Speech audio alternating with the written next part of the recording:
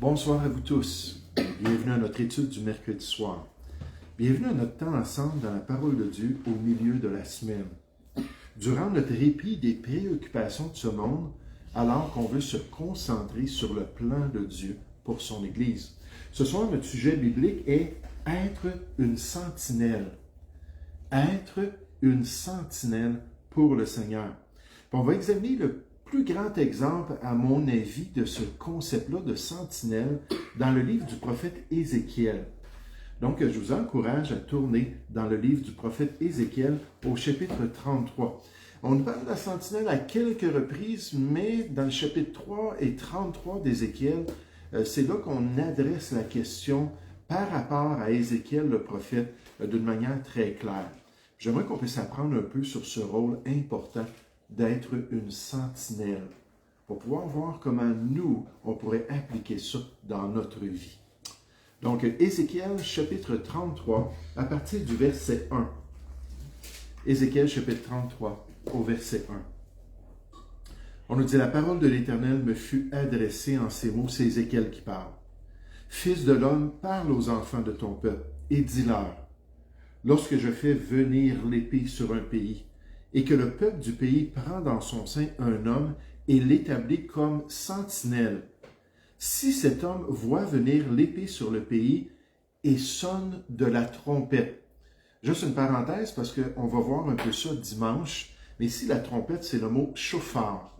Puis chauffard, ça nous parle d'une trompette qui consistait d'une corne de bélier qui était travaillée, vidée, travaillée pour pouvoir utiliser ça comme une trompette. Et ça revient à 60 reprises dans l'Ancien Testament. Il y avait aussi les 2 trompettes en argent que Dieu avait dit aux sacrificateurs de faire pour appeler le peuple de différentes manières. Mais là, on nous dit, si cet homme voit venir l'épée sur le pays, on peut le voir sur une tour dans une des villes, et sonne de la trompette, sonne du shofar, et avertit le peuple, et si celui qui entend le son de la trompette ne se laisse pas avertir, et que l'épée vienne le surprendre, son sang sera sur sa tête. Il a entendu le son de la trompette, il ne s'est pas laissé avertir, son sang sera sur lui. S'il se laisse avertir, il sauvera son âme. Si la sentinelle voit venir l'épée et ne sonne pas de la trompette, si le peuple n'est pas averti et que l'épée vienne enlever à quelqu'un la vie, celui-ci périra à cause de son iniquité, ça sera le salaire de son péché, mais je redemanderai son sang à la sentinelle. Et toi, fils de l'homme, je t'ai établi comme sentinelle sur la maison d'Israël. Tu dois écouter la parole qui sort de ma bouche et les avertir de ma part. Quand je dis aux méchants, « Méchant, tu mourras », c'est que tu ne parles pas pour détourner le méchant de sa voie. Ce méchant mourra dans son iniquité et je te redemanderai son sang. Mais si tu avertis le méchant pour le détourner de sa voie et qu'il ne s'en détourne pas, il mourra dans son iniquité et toi, tu sauveras ton âme. Et toi, fils de l'homme, dis à la maison d'Israël, vous dites, nos transgressions et nos péchés sont sur nous, et c'est à cause d'eux que nous sommes frappés de langueur. Comment pourrions-nous vivre? Dis-leur, je suis vivant, dit le Seigneur l'Éternel. Ce que je désire, ce n'est pas que le méchant meure, c'est qu'il change de conduite et qu'il vive. Revenez, revenez de votre mauvaise voie, et pourquoi mourriez-vous, maison d'Israël? Être une sentinelle. Pourquoi parler du rôle de la sentinelle? Pourquoi s'attarder sur les détails de la sentinelle tels que perçus dans ce passage? Quelle correspondance y a-t-il entre l'œuvre de la Nouvelle Alliance et cette responsabilité de sentinelle à l'époque du prophète Ézéchiel? Lorsqu'on va regarder les détails de ce passage, ça va devenir très clair que nous jouons un rôle très similaire à la sentinelle d'Ézéchiel, mais à notre époque et dans l'œuvre de l'Église de Jésus-Christ. Puis j'espère bien qu'en regardant ça, ça va nous encourager à être de bonnes sentinelles à notre époque et pour la gloire de Dieu. Considérons ce soir ensemble le besoin de fidélité de la part de la sentinelle. le besoin de fidélité de la part de la sentinelle. Les sentinelles de l'époque d'Ézéchiel devaient accomplir leur tâche pour être utiles pour le Seigneur. Elles devaient faire leur travail en Israël. Elles devaient être courageuses pour proclamer le message du Seigneur à des moments critiques dans la vie de leur peuple. C'est l'enseignement que le Seigneur donne ici au prophète Ézéchiel. Regardez au verset 1. Ézéchiel 33, verset 1. « La parole de l'Éternel me fut adressée en ces mots. Fils de l'homme, parle aux enfants de ton peuple et dis-leur, lorsque je fais venir l'épée sur un pays, et que le peuple du pays prend dans son sein un homme et l'établit comme sentinelle, dans le rôle de sentinelle sur le peuple juif. Si cet homme, donc la sentinelle du peuple, voit venir l'épée sur le pays, la guerre est à la porte, l'armée s'en vient, sonne de la trompette du chauffard et avertit le peuple. S'il accomplit sa tâche en Israël, et si celui qui entend le son de la trompette ne se laisse pas avertir et que l'épée vienne le surprendre, son sang sera sur sa tête. Sur la tête de la sentinelle ou sur la tête des gens du peuple? Des gens du peuple. Verset 5.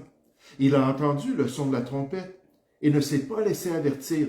Son sang sera sur lui. S'il se laisse avertir, il sauvera son âme. Si la sentinelle voit venir l'épée et ne sonne pas de la trompette, n'est pas fidèle à sa tâche, à son rôle que Dieu lui a confié au milieu du peuple, si le peuple n'est pas averti et que l'épée vienne enlever à quelqu'un la vie, celui-ci périra à cause de son iniquité, mais je redemanderai son sang à la sentinelle. À qui? À la sentinelle qui sera responsable. Qu'est-ce que ce rôle de sentinelle nous rappelle concernant le rôle du chrétien dans l'œuvre de Dieu?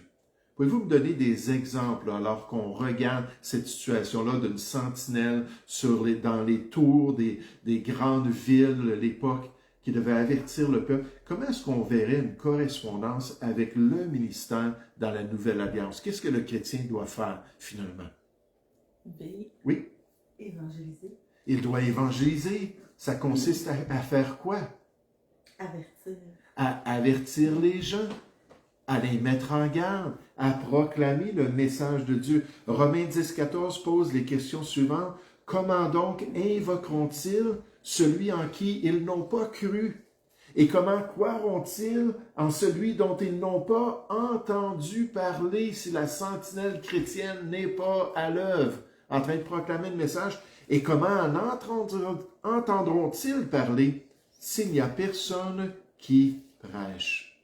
Comme la sentinelle d'Ézéchiel, le chrétien doit parler. Il doit avertir.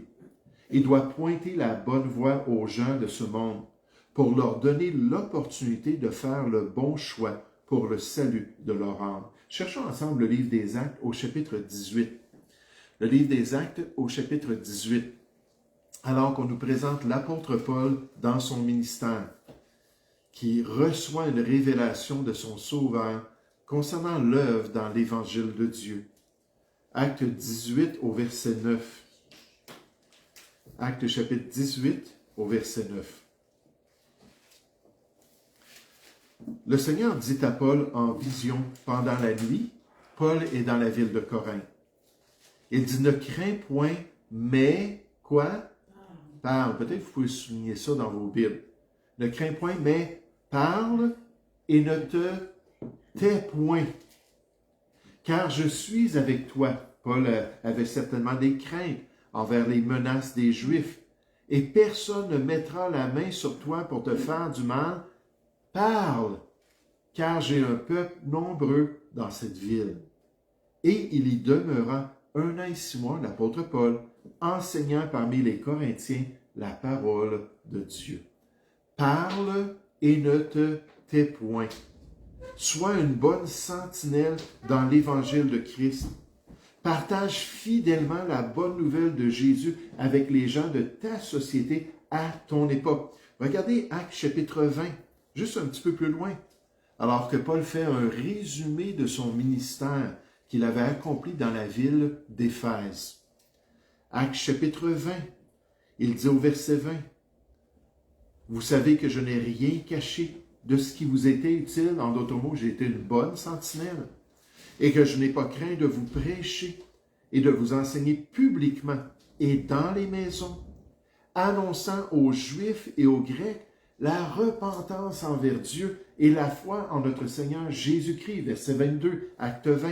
« Et maintenant, voici, lié par l'Esprit, je vais à Jérusalem, ne sachant pas ce qui m'arrivera seulement de ville en ville. L'Esprit Saint m'avertit que des liens, des tribulations m'attendent. Mais je ne fais pour moi-même aucun cas pour ma vie. » Quel exemple! Aucun cas pour ma vie, comme si elle m'était précieuse, pourvu que j'accomplisse ma course avec joie. Quand on témoigne aux gens, quand on va partager la bonne nouvelle, on devrait se dire, ça ne me dérange pas ce que les gens vont faire. Ça ne me dérange pas leur réaction. Ça ne me dérange pas là, s'ils m'envoient promener. Ça ne me dérange pas parce que je ne suis pas là pour plaire aux hommes, je suis là pour plaire à Dieu qui sonde mon cœur. Pourvu que j'accomplisse ma course avec joie, avec l'Esprit de Dieu et le ministère que j'ai reçu du Seigneur d'annoncer la bonne nouvelle de la grâce de Dieu. Et maintenant, voici, je sais que vous ne verrez plus mon visage, vous tous au milieu desquels j'ai passé en prêchant le royaume de Dieu. C'est pourquoi je vous déclare aujourd'hui, remarquez, Paul se voyait comme une sentinelle, que je suis pur du sang de vous tous. Je suis pur du sang de vous tous. Dieu ne pourra pas dire, leur sang est sur toi, parce que tu n'as pas accompli ta tâche, car je vous ai annoncé tout le conseil de Dieu sans en rien cacher, comme une bonne sentinelle de la nouvelle alliance. Dieu avait dit au prophète Ézéchiel, « Je te redemanderai son sang. » Si tu n'avertis pas le peuple, si tu ne sonnes pas du chauffard, si tu ne parles pas pour le bien du peuple, Paul dit, « Je suis pur du sang de vous tous. » Est-ce que ça va être aussi le cas quand on va se tenir un jour devant le Seigneur? J'aimerais vous faire remarquer de même l'appel de la sentinelle. L'appel, pas seulement le fait que c'est nécessaire qu'elle soit à son poste en train d'accomplir sa volonté, mais encore plus important, l'appel de la sentinelle. Le rôle de la sentinelle était un rôle spécifique qui venait du Dieu d'Israël. C'était une position qui n'était pas réservée à tous parmi le peuple.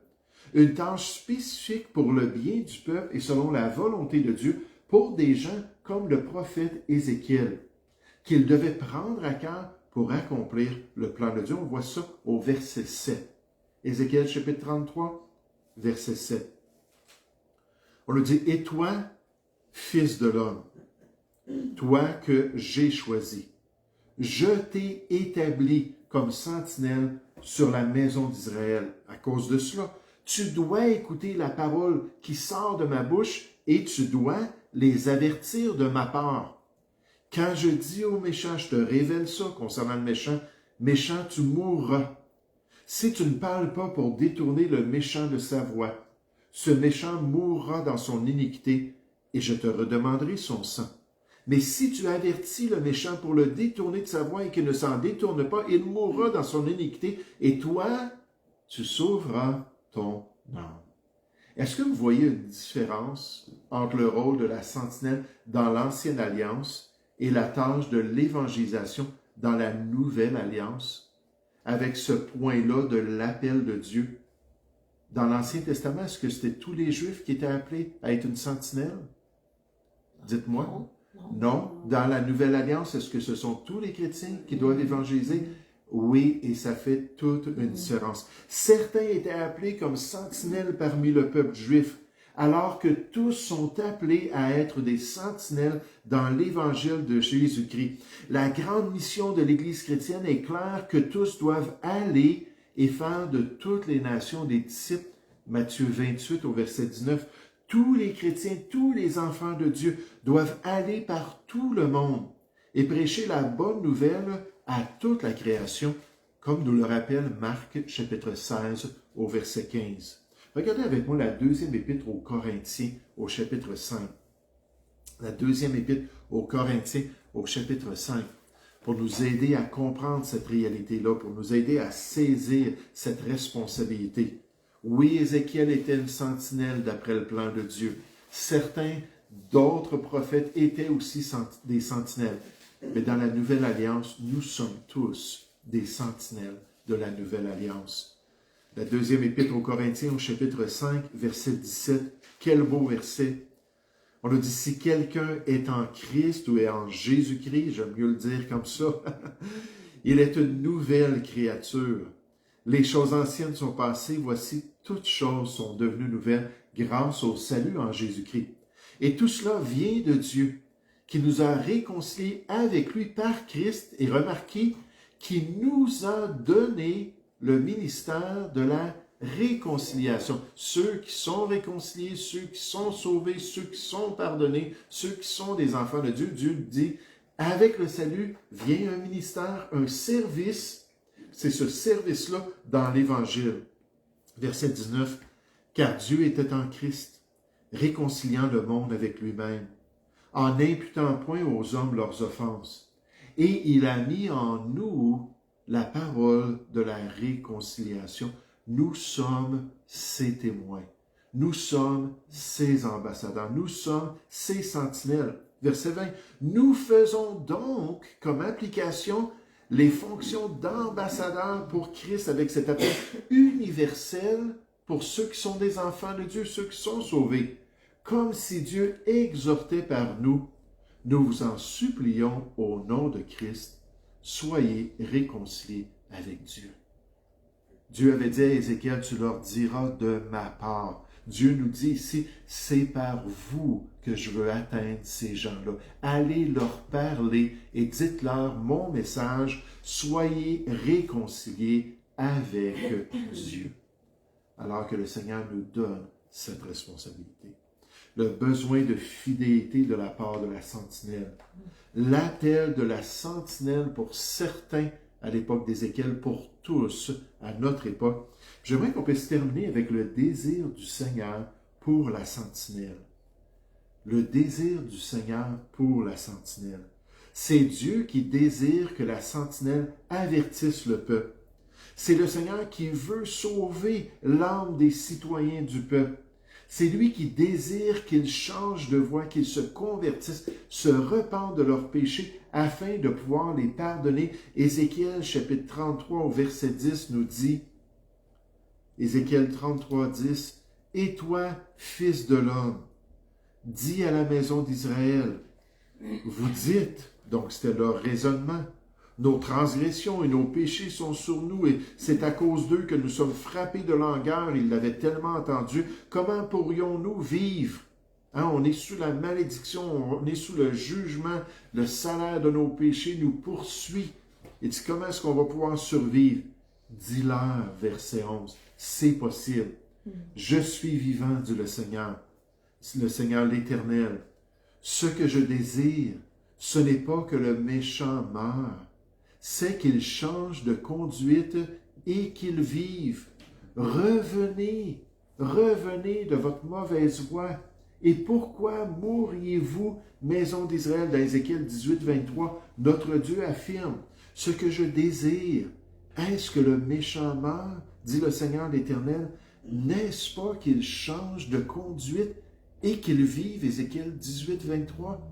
Il dit non, c'est pas ça mon désir. Puis là, on va dans Jérémie chapitre 11, on va dans Jérémie chapitre 18, toutes sortes de passages où Dieu plaide, puis plaide, si seulement vous pouvez revenir à moi, si seulement vous pouvez vous repentir, puis rétablir la relation. Parce que Dieu devait les châtier, puis devait les punir. Mais il leur offrait sa grâce pour qu'ils puissent être pardonnés. David a dit dans le psaume 25 au verset 8, « L'Éternel est bon et droit. C'est pourquoi il montre aux pécheurs la voie. » Le Nouveau Testament nous dit que Dieu veut que tous les hommes soient sauvés et parviennent à la connaissance de la vérité. 1 Timothée 2,5. Il ne veut pas qu'aucun périsse, mais que tous arrivent à la repentance. 2 Pierre 3 au verset 9. Et c'est pourquoi il envoie les sentinelles de la nouvelle alliance pour partager la bonne nouvelle du salut en Jésus-Christ. Et la question en terminant, c'est, sommes-nous de bonnes sentinelles? Dieu veut nous utiliser. Dieu veut nous permettre de supplier les gens qu'ils soient réconciliés avec Dieu. On est responsable de l'expédition, non pas de la réception. Puis on doit aller puis répandre abondamment la bonne nouvelle du Seigneur Jésus. Nous allons prier ensemble. Père Céleste, on veut te remercier pour ce beau passage des Écritures. Et Père, on veut te remercier pour ce privilège d'apprendre de la sentinelle dans l'Ancienne Alliance et de voir, Seigneur, ce rôle vital, ce rôle crucial, ce rôle qui pouvait faire une grande différence dans la survie du peuple. Et de la même manière, Seigneur, on pense à l'âme des Juifs dans l'Ancien Testament, mais on pense au fait que tu as tant aimé le monde, que tu as donné ton Fils pour qu'il puisse avoir la vie éternelle, qu'il ne périsse point, mais qu'il ait la vie éternelle. Alors merci pour le fait que nous sommes couvriers avec toi dans l'Évangile. Merci pour cette grâce que tu nous donnes et tu nous permets ainsi de pouvoir aller partager la bonne nouvelle du salut en Jésus-Christ. Bénis nos efforts, Seigneur. On sème, on arrose, c'est toi qui fais croire. Encourage-nous par des personnes bien disposées et permets-nous de voir des fruits, peut-être pas ici-bas, certainement c'est possible, mais aussi pendant l'éternité, alors que nous verrons ce que tu as accompli avec nos œuvres. Merci pour ton amour et merci pour ton merveilleux salut. Nous te prions au nom du Seigneur Jésus. Amen.